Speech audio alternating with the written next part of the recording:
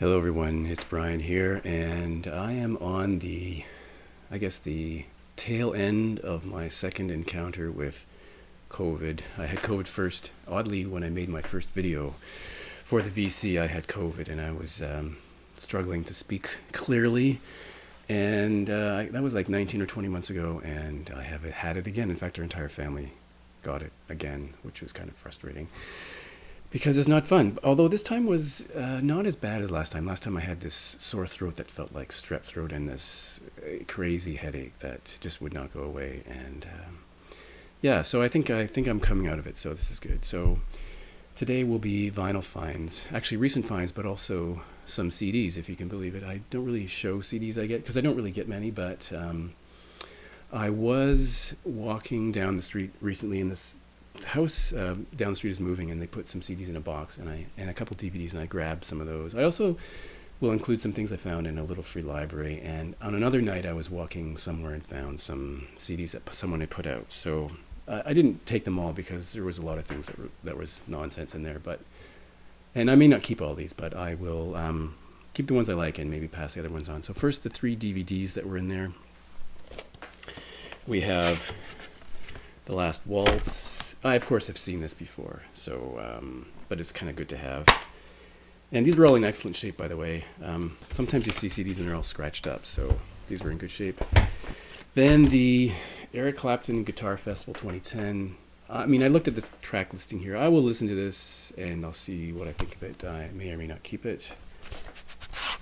Crossroads. I think that's a well-known thing. And then there's a movie with Dakota Fanning and Kristen Stewart called The Runaways, which is, I guess, a dramatization of the Runaways band, which actually, I don't know, I think the reviews are okay on those. So here we go with CDs, and some of these surprise me. So first surprise is Deerhoof, Offend Maggie. Now, I do have some other Deerhoof. I have one record from them. Kind of a strange band, though, but I actually find them really kind of compelling. And so, yeah, that's good. I'll definitely keep that one. No question there. Cake, Prolonging the Magic, which is kind of funny because the vinyl just came out again for this one. So, another strange band. So, all very interesting band. And then Comfort Eagle. I think were both of these re-released on vinyl? I'm not sure, but yeah, very strange. What's this one? Yeah. Anyway, Short Skirt, Long Jacket, whatever. Then we have They Might Be Giants, John Henry. I'm not going to bother telling you the dates on all these because it's just too much work, unless I know them off the top of my head. Apollo 18, which is one I have the original pressing on vinyl from 1992. So do I need the CD? Probably not, but it was there.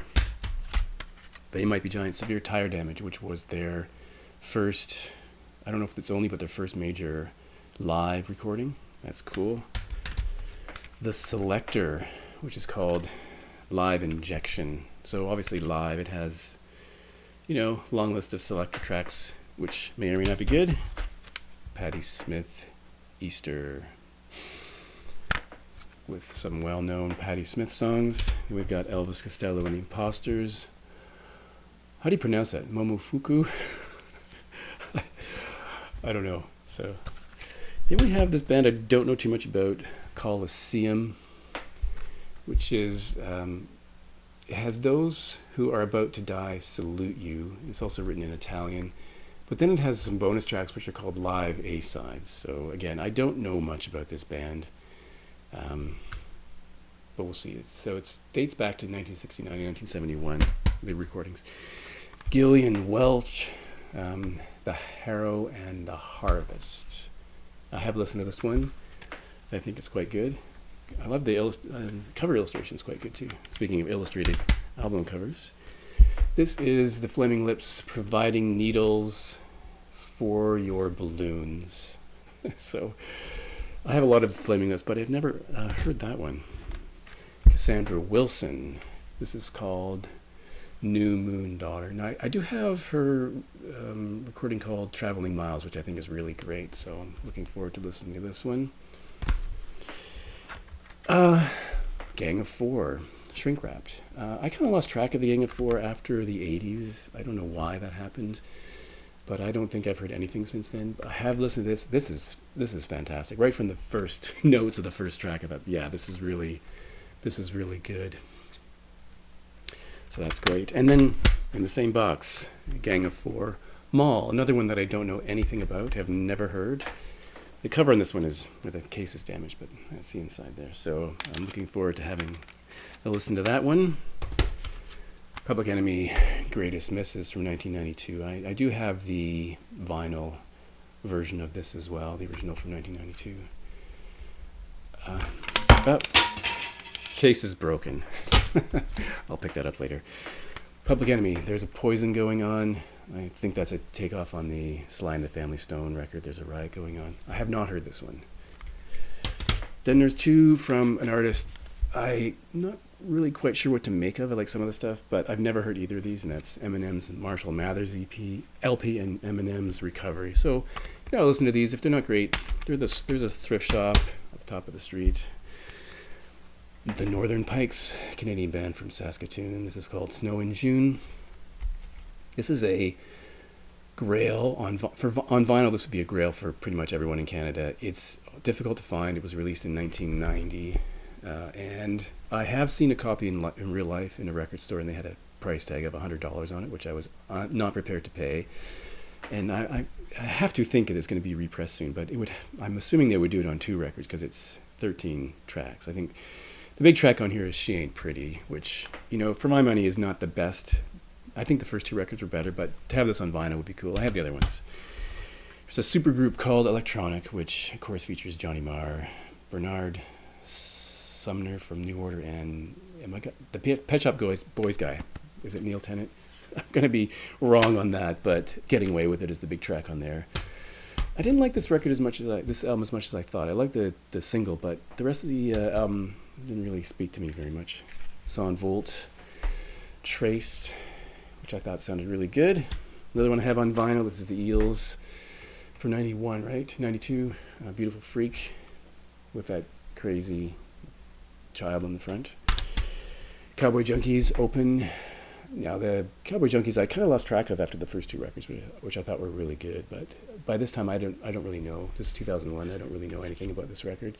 I saw the band numerous times in the early days. Graham Parsons, Grievous Angel, and GP, kind of a compilation. And I've never heard, believe it or not, I've never heard these records, so this will be an interesting experience. I never turned down Pere Ubu, Raygun Suitcase. I'm a big fan of this band, so this is cool. Great, it's a really cool record. And another Pere Ubu one. This is a weird Folly of Youth CD Plus. So this has 4 tracks, and then it has some software. It says new CD Plus technology, and it has software for your Mac or your PC. Enhanced versions of Ubu floppy disk releases, digital movies, graphic files, sound files, plus miscellaneous garbage we've thrown in, like minutes of the director's meetings, Ubu projects, financial accounts, why people quit, per diem rules, etc. So I don't know if I want to install that software, but Morphine. And I know something about this band, but I've never heard them, and this is The Night. So as I say, if these aren't great, I will pass them on. Now, after that lengthy CD overview, I got 5 records to show. The first is a Radiohead, OK Computer, OK Not OK version. I was intrigued by this because I was in a record shop recently and they had copies there, but it was more than I was willing to pay. So I left it behind, and I was almost going to buy the regular edition of this, just the album, but I had the CD and I thought, well, why? I don't want to duplicate too many things. But a little while later, I went to a different record store and they had this version for $17 cheaper than the other store, and it wasn't even that much more than the standard vinyl version. So I thought, well, that's kind of hard to pass up. So this is a trifold thing. And if you know this record, it has, I'll read from the hype sticker, it has the album, plus 3 unreleased tracks, and 8 B-sides, all newly remastered.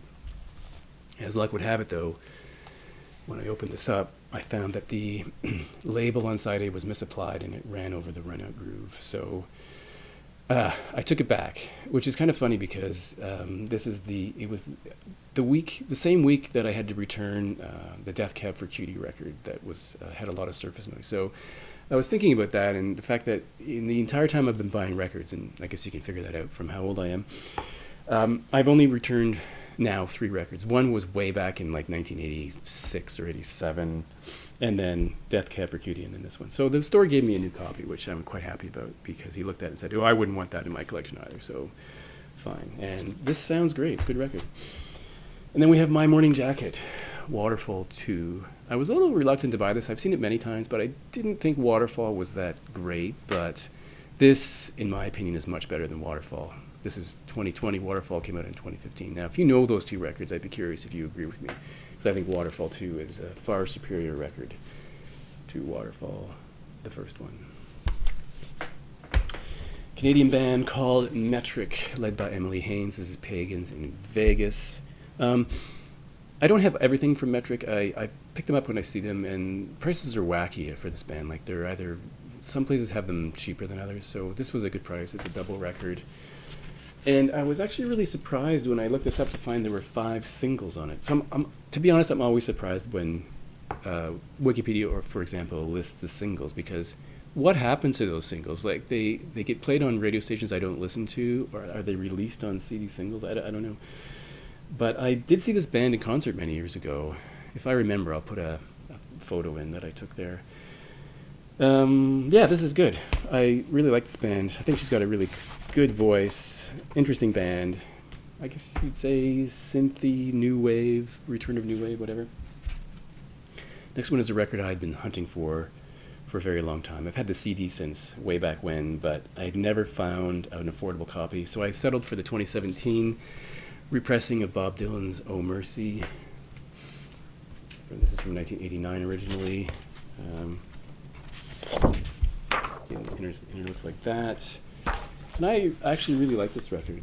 For me, this is one of my favorite Bob Dylan songs is on here, called "Everything Is Broken." I think that's an incredible song. The Political World, whatever. This is produced by Daniel Lanois, as I'm sure all Bob Dylan fans will know. So I'm happy to have that. And the last one, I'm going to dedicate this find to Mike at MGK Boston, because he has shown this record on a couple of occasions, and every time I see it, I'm like, wow, I can't ever find that. Usually I find this and it's in really rough shape, and I won't pay the money, or it's super expensive. The last time I saw it, it was $60, and I thought, for an EP, that's too much. So this is the Demics. It's called Talks Cheap. This is their first EP. This band was formed in London, Ontario in 1977. They moved to Toronto in 1978. And they only released one full-length record, which came in 1980, which I also have. But this particular EP got a lot of attention because of the track New York City, leads off side 2. There's a really cool fan-made video of that song on YouTube of some guy cycling through New York, I think.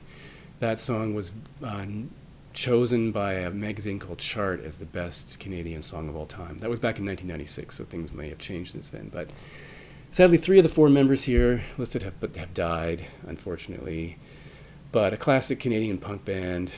Unfortunately, this is the one EP, one full-length record, and there's another compilation I think that came out. But I have wanted this for a long time. Never got it at the time it came out, and have been hunting for a long time, so I'm happy to have that. And I paid like somewhere around $24, so I thought that was actually a really good price, and it's in good shape.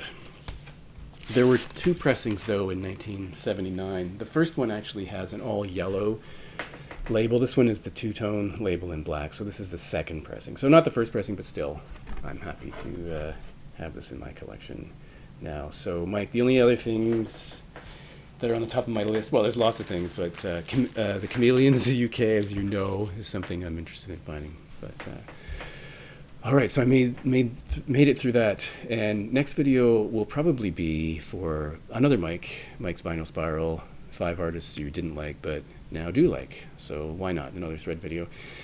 Thanks for watching, and I'll talk to you next time.